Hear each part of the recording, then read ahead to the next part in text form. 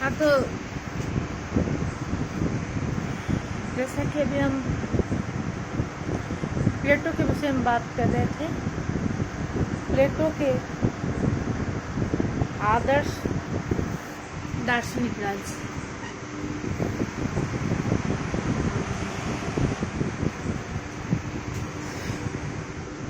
क्योंकि मैंने बताया कि प्लेटो का जो चिंतन था वह न्याय पर आधारित था। प्लेटो अपने न्याय सिद्धांत के हेतु ही जाना जाता है, जिस हेतु उसने अपना एक ग्रंथ रिपब्लिक की रचना की थी। और प्लेटो के विचार में पहले भी बता चुकी हूँ कि उसके गुरु सुकरात से प्रभावित थे। सुकरात को सत्य बोलने के आरोप में मृत्युदंड का सजा मिली थी। प्लेटो का जन्म 427 से 347 ईस्वी पूर्व प्राचीन यूनान के अत्यंत प्रतिभाशाली दार्शनिक था, जो कि अभी मैंने पहले बताया आपको कि प्लेटो जो है भारत का समकालीन चिंतन अगर उस समय देखेंगे तो वो कौन थे? गौतम बुद्ध थे। पश्चिमी परंपरा में सबसे पहला व्यवस्थित राजनीतिक सिद्धांतकार प्लेटो को माना जाता है। पहला व्यवस्थित राजनीतिक सिद्धांतकार। राज्य कैसे आया? राज्य की स्थापना कैसे हुई? राज्य किस उद्देश्य से स्थापित हुआ? या आप लोग सेमेस्टर फर्स्ट में ही राज्य के विषय में पढ़ चुके हैं कि जो यह समाज है वह अचानक से प्रकट नहीं हुआ, अपितु क्रमशः एक से दूसरी कड़ी जुड़ते गए और संपूर्ण कड़ी मिलकर एक राज्य बना। राज्य के सिद्धांत में मैंने जैसा कि अभी हीगल को बताया था कि भौतिकवाद ही नहीं, आदर्शवादी चिंतक के रूप में उन्हें भी जाना जाता है। प्लेटो को भी आदर्शवादी चिंतक के रूप में जाना जाता है। तो आदर्श क्या है? आदर्श राज्य, आदर्श व्यक्ति, आदर्श समाज जिसका अनुकरण किया जा सके, जिस राज्य में न्याय स्थापित हो और भौतिकता और आदर्श यह दोनों मिलकर ही यह संसार बना है। कोई अति भौतिकता में लिप्त हो जाता है, कोई अति आदर्श, और जो दोनों के बीच सामंजस्य स्थापित करके चलता है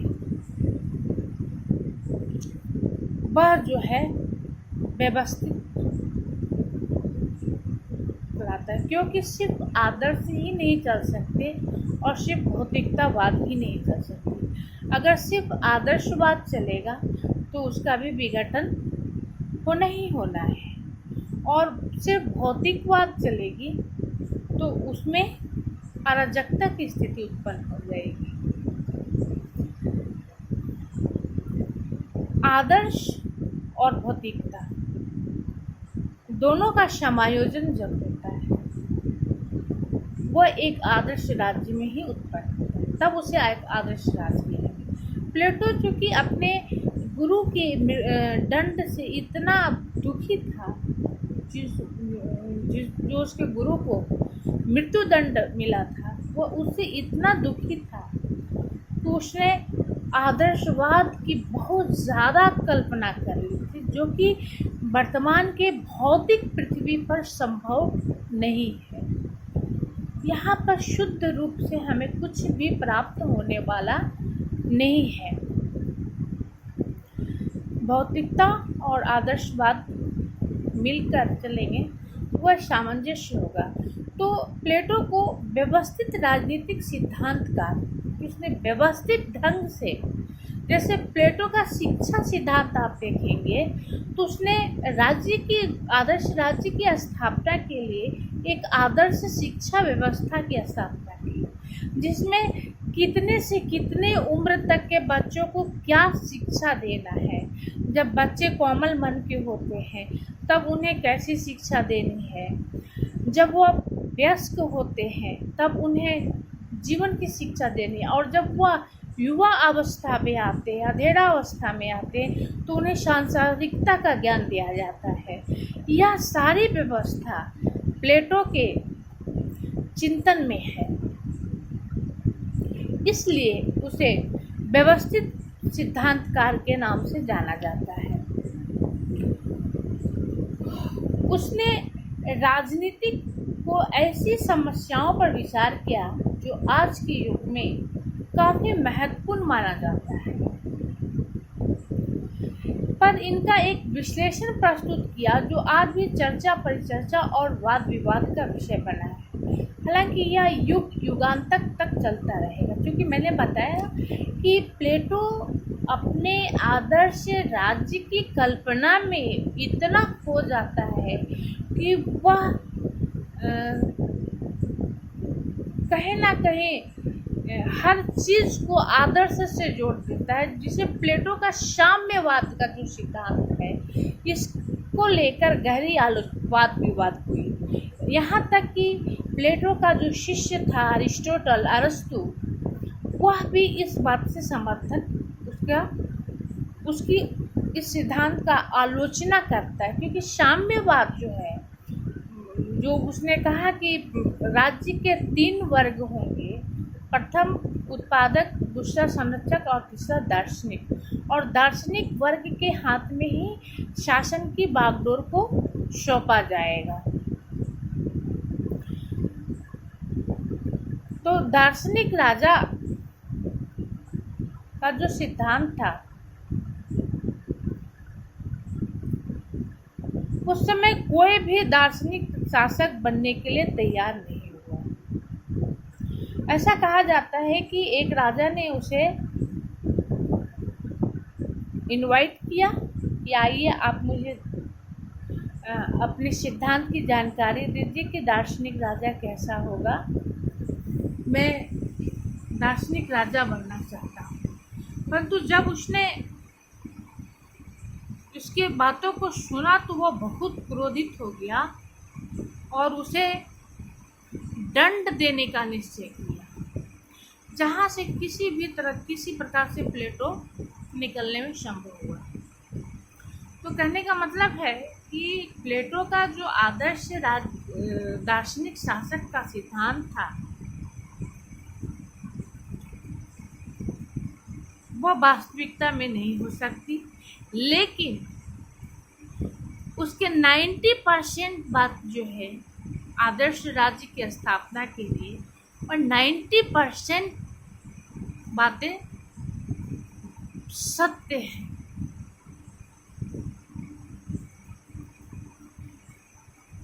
क्योंकि उसने सद्गुण, वर्चू इज पावर का ज्ञान, कि सद्गुण ही न्याय है। अब एक एग्जाम्पल के थ्रू आप समझिए कि सद्गुण ही न्याय है, उसका न्याय का सद्गुण क्या है जो उचित है। अब जैसे वह कहता है कि न्याय क्या है, तो इसको बहुत ही सरल तरीके से अगर हम समझाने की कोशिश करें तो आपको ये बताएं कि एक मिर्च जो कि स्वाद से कड़वी होती है, अगर वह मीठी लगती है तो यह न्याय नहीं है। उसके कहने का तात्पर्य था कि जो जिस कार्य के लिए बना है वह उस कार्य को करे, तभी न्याय संभव है। लेकिन उसने कार्यों का भी बंटवारा कर दिया कि किसका क्या कार्य है। सैनिक वर्ग का कार्य सुरक्षा करना है, दार्शनिक वर्ग का कार्य संरक्षण करना है और उत्पादक वर्ग का जो उपभोक्ता वर्ग है उनका कार्य उत्पादन करना है। वह श्रम करेंगे, पूंजी उत्पन्न करेंगे। अगर वह व्यवसाय के द्वारा व्यवसाय करेंगे जिससे धन अर्जित करेंगे, उस धन से ही राज्य कार्य चलेगा। लेकिन उस धन पर किसका नियंत्रण होगा? वह दार्शनिक शासक का होगा कि वह कहाँ कैसे खर्च कर रहा है। लेकिन वास्तव में वह दार्शनिक शासक स्वयं उस धन का उपभोग नहीं करेगा। वह उतना ही उसका उपभोग करेगा जितना कि उसके जीवन जीने के लिए आवश्यक है। इससे ज्यादा का उपभोग वह नहीं कर सकता। फिर वह कहता है कि जो संरक्षक वर्ग है, सैनिक वर्ग है, तो आज की जो मिलिट्री व्यवस्था है कि मिलिट्री एक बैरक में रहते हैं, बैरक में कोई फैमिली नहीं रहता। यह अलग बात है कि मिलिट्री में भी कई डिपार्टमेंट्स हैं, उनको घर रखने की सुविधा है, अपनी फैमिली को रखने की सुविधा है, परंतु जो गार्ड होते हैं, सुरक्षा के प्रहरी होते हैं, वे बैरक में रहते हैं। उन्हें किसी भी वक्त देश हित के कार्य के लिए बुलाया जा सकता है, चाहे वह सुरक्षा संबंधी हो या संरक्षण संबंधी हो। जैसा कि आप वर्तमान समय में देख सकते हैं, जब हमारे देश पर दूसरे देश का आक्रमण होता है तो क्या एक आम सिविलियन व्यक्ति लड़ने जाता है? नहीं, वहाँ पर मिलिट्री की फौज जाती है और वह देश की सीमाओं का सुरक्षा करता है। इसी प्रकार प्लेटो के आदर्श राज्य में जो सैनिक वर्ग थे वह राज्य की सुरक्षा करते थे, परंतु उन्हें अपना परिवार बसाने की आज़ादी नहीं। इसे प्लेटो का साम्यवाद कहा जाता है। वह कहते हैं कि उसके जो साहसी यानी मिलिट्री वर्ग होंगे उनका कोई फैमिली नहीं होगा, उनका कोई अपना परिवार नहीं होगा। वह स्त्रियों का साम्यवाद करता है। साम्यवाद एक ऐसी व्यवस्था होती है जिस पर किसी एक वर्ग का या एक व्यक्ति का अधिकार ना होकर संपूर्ण संप्रदाय का अधिकार होता है। तब ऐसी अवस्था में प्लेटो ने जो यह अवस्था की कल्पना की तो यह अनैतिक हो जाएगा व्यवहारिक दृष्टि से, क्योंकि तब यह जानना मुश्किल होगा कि कौन किसका पति है, कौन किसकी स्त्री है, क्योंकि वह जब साम्यवाद व्यवस्था में जैसे एक बाजार है, वहाँ पे हम जाते हैं और अपनी खरीदारी करते हैं और फिर वापस आ जाते हैं, ना कि हम एक निश्चित मेरा दुकान है कि हम वहीं पर जाएंगे। वो कुछ इस तरह का परिवार का साम्यवाद करता है जो कि काफी गहरा वाद विवाद की स्थिति में उसके सिद्धांत पर गहरा वाद विवाद की श्रेणी में लाकर खड़ा कर देता है।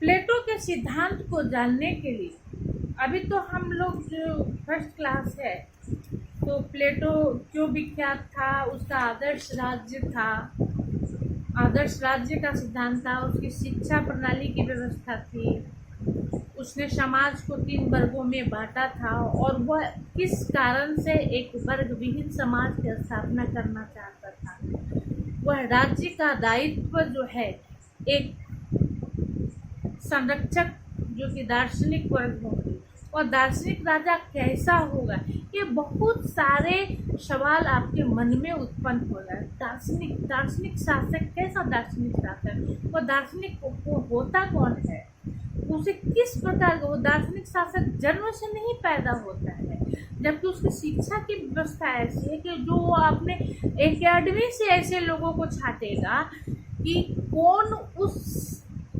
दार्शनिक राजा के योग्य है।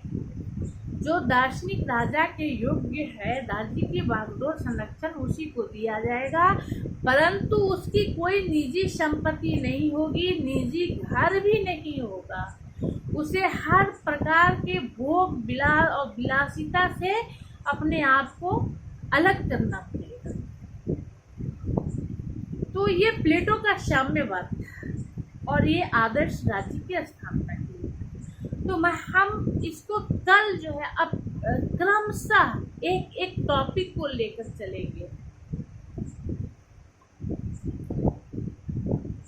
पहले उससे शिक्षा व्यवस्था, पहले 2 क्लास तो और इस बात के लिए होगी कि आखिर वह इस प्रकार के विचार उसके पास आए किन किन स्रोतों से। विचार हमारे मन में जो उत्पन्न होते हैं वह सिर्फ हमारी अपनी देन नहीं होती है, वह बाह्य परिस्थितियों की भी देन होती है। मानव एक ऐसा प्राणी है जो बाहरी वातावरण से, संवेदनाओं से भरा है, जो कि प्लेटो के जो आदर्शवाद और दार्शनिक राजा का सिद्धांत था, न्याय का सिद्धांत था, और उसने जो शिक्षा की व्यवस्था की थी वो क्यों था, तो वह उसके गुरु को जो दंड दिया गया था उससे वह काफ़ी दुखी था। तो यह उसका भावना प्रधान है।